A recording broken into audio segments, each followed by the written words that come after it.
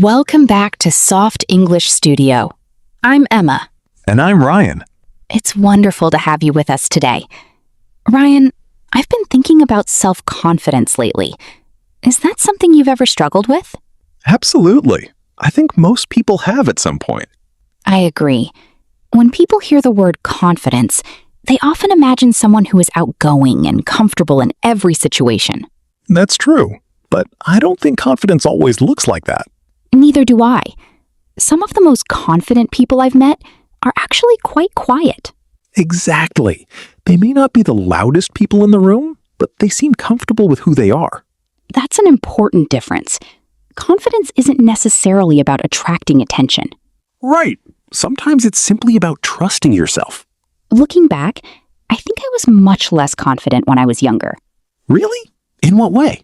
I worried too much about what other people thought of me. I often compared myself to others. I can relate to that. I spent a lot of time wondering whether I was making the right decisions. It's interesting how much energy we can spend doubting ourselves. It really is. And sometimes those doubts become habits without us realizing it. Do you think confidence comes naturally, or is it something people develop over time? For me, it's definitely something that develops. I don't think I was born confident. That's encouraging to hear. It should be. If confidence can be developed, then it's something we can all work on. When did you first notice your confidence starting to change? I think it happened gradually. There wasn't one big moment that changed everything. That's interesting, because many people expect confidence to appear suddenly. Exactly. We often imagine a dramatic transformation, but my experience was much simpler. What helped the most? Honestly, experience.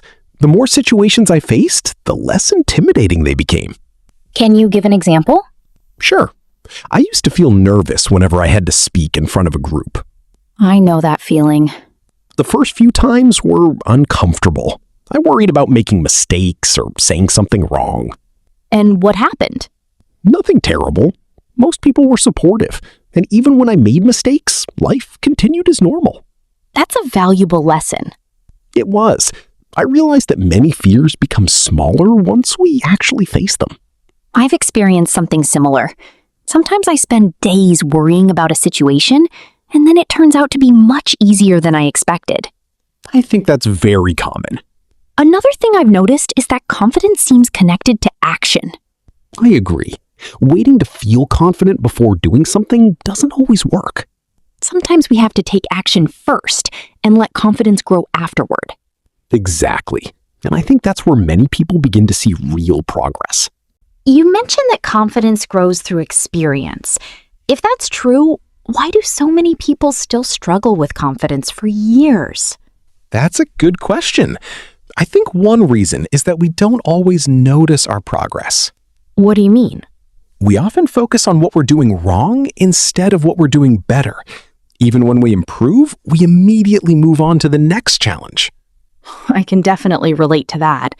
Sometimes I achieve something that once felt difficult, but instead of feeling proud, I start worrying about the next thing. Exactly. It's like the goal keeps moving. Another challenge might be comparison. I was just thinking that. It's very easy to compare ourselves to people who seem more successful, confident, or talented. Especially now that we see so much of other people's lives online. That's true. We often compare our everyday reality to someone else's highlights. And that's probably not a fair comparison. Not at all. We rarely see the mistakes, doubts, or struggles behind those polished images. I've noticed that confidence becomes harder to build when we're constantly measuring ourselves against others. I agree. The more we focus on what other people are doing, the less attention we give to our own growth. That's an important point. It is. Confidence often develops when we focus on our own progress, rather than trying to compete with everyone around us. Do you think confidence and self-doubt can exist at the same time? Actually, yes. I think many confident people still experience self-doubt. That's interesting, because a lot of people assume confident individuals never feel uncertain. I don't think that's realistic. Everyone has moments when they question themselves. I tend to agree. For me, confidence isn't the absence of doubt. Then how would you describe it? I think confidence is being willing to move forward even when some doubt is still there. I like that definition. What about you? I see confidence as trust. Not trust that everything will go perfectly, but trust that I can handle challenges if they appear. That's a really healthy perspective. It took me a long time to think that way. I can understand that. When we're younger, we often believe we need to feel completely ready before taking action. Exactly. But real life doesn't always work like that. Sometimes we have to make decisions without having all the answers. And sometimes we have to try new things before we feel prepared.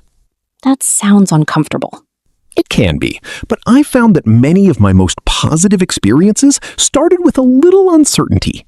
That's encouraging. It is. Confidence may not come before action every time. Sometimes it grows because of action.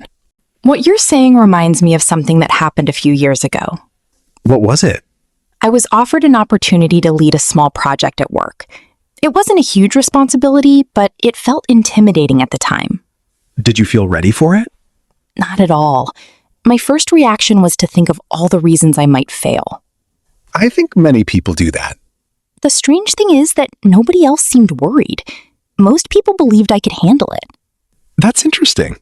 Sometimes other people see our strengths more clearly than we do. Exactly. I almost turned down the opportunity because I lacked confidence. But you accepted it in the end? I did. I was nervous for weeks, but the experience taught me a lot. What did you learn?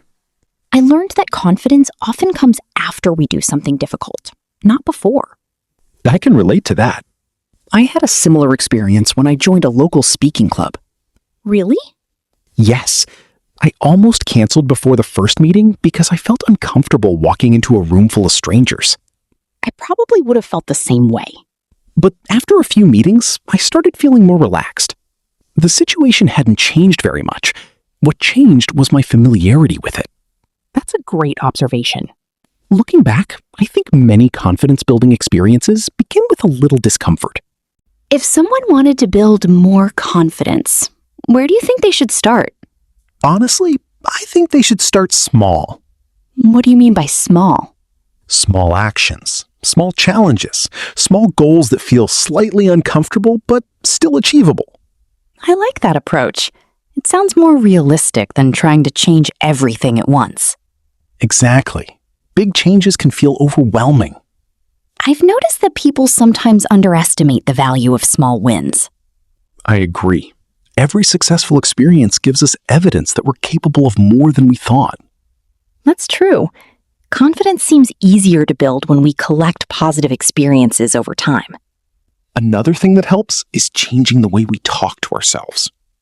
That's an interesting point. Many people would never speak to a friend the way they speak to themselves. You're right. We can be surprisingly critical of ourselves. Exactly. Constant self-criticism makes confidence much harder to develop. So confidence isn't only about what we do. It's also about how we think? I believe so. Actions matter, but our mindset matters too. That makes a lot of sense. And when we combine small actions with a healthier mindset, confidence often grows naturally over time. Listening to everything we've discussed today, I keep coming back to one idea.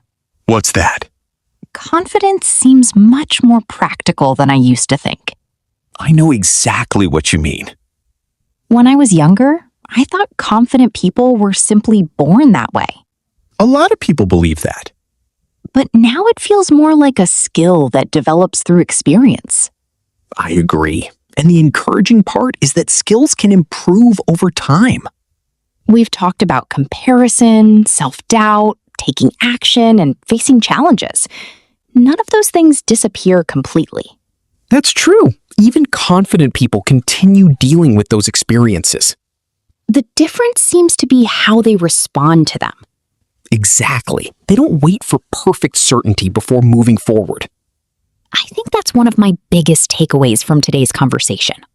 Mine too. Confidence isn't about feeling fearless. It's about being willing to try, learn, and keep going. And maybe being a little kinder to ourselves along the way. I couldn't agree more. Building confidence sounds less intimidating when we think about it that way. It does. Small actions, patience, and consistent effort can make a bigger difference than we realize. I think that's a great place to leave the conversation. Me too. There's a lot to reflect on. Before we finish, let's look at a few useful expressions from today's conversation. These all appeared naturally while we were discussing self-confidence. Our first phrasal verb is turn down. We used it when talking about turning down an opportunity at work. Turn down means to refuse or reject something. For example, I almost turned down the opportunity because I lacked confidence. Our second phrasal verb is move on. Earlier, we talked about improving and then immediately moving on to the next challenge. Move on means to continue to the next stage or focus on something new. For example, instead of celebrating success, many people move on to the next goal. Now let's look at two useful collocations. The first is personal growth. This refers to becoming better, stronger, or more capable over time. We discussed how confidence often develops through personal growth and experience. The second collocation is self-doubt. This means uncertainty about your abilities, decisions, or worth. Many people experience self-doubt even when they appear confident. These are all useful B1 expressions that you'll hear often in conversations about confidence, learning, and personal development. Let's continue with two more useful expressions from today's conversation.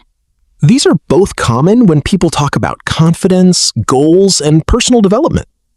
The first expression is move forward. We used it when discussing confidence and self-doubt. Move forward means to continue making progress, even when a situation feels uncertain. For example, I still felt nervous, but I decided to move forward anyway. Native speakers often use this expression when talking about challenges, decisions, or personal growth. Our second expression is small wins. This is an informal expression that refers to small successes or achievements.